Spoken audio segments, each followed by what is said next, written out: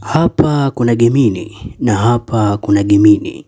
Je, unajua kuwa mmoja anaishi mbinguni kwenye nyota na mwingine ndani ya simu yako kama akili mnemba?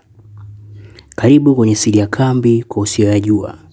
Watu wengi wanadhani kuwa Gemini ya Google ni mambo ya nyota. Hapana, Siri ya Kambi ni hii. Google walichagua jina hili kumaanisha mapacha. Yaani ni muunganiko wa timu mbili kubwa za kisayansi zilizoungana kuwa kitu kimoja. Lakini kuna kitu kimoja kinafanana.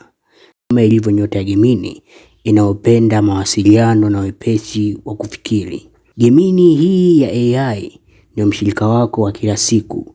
Inatengeneza picha, inaandaa script na inajua siri ya dunia.